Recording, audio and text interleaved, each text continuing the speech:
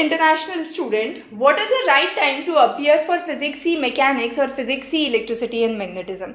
So if you are an international student, if you are appearing for Physics C Mechanics, a good time is after your 11th, and for Physics C Electricity and Magnetism after your 12th examination, because a substantial portion of electricity and magnetism is covered in class 12th, be it the ISC board or the CBSE board, and the same runs for mechanics. Most of the section for mechanics is covered in your 11th grade. So when you should take this is what we have discussed. The next is prerequisites. Now when it comes to prerequisites, the basics of calculus are important to appear for Physics C, be it mechanics or electricity and magnetism.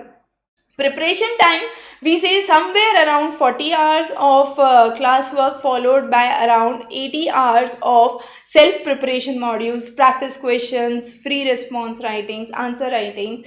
And what is to be covered, as I said, 11th and 12th both are important, but to segregate your load after class 12th, what you can do is, a good idea is, after your 11th you can apply for Physics C Mechanics, and after your 12th you can apply for Electricity and Magnetism Physics C. Now this would add to your AP scores later on, but you can provide that to the universities once you are enrolled with those. So you can exempt the course once you are in the undergrad program, but this 11th scores would go with your detailed transcripts and the other details. So on the first round you can get the scores done for AP for the Physics C Mechanics, and later on you can add those for the Physics C Electricity and Magnetism after your 12th examination. So this was just a basic difference between the two physics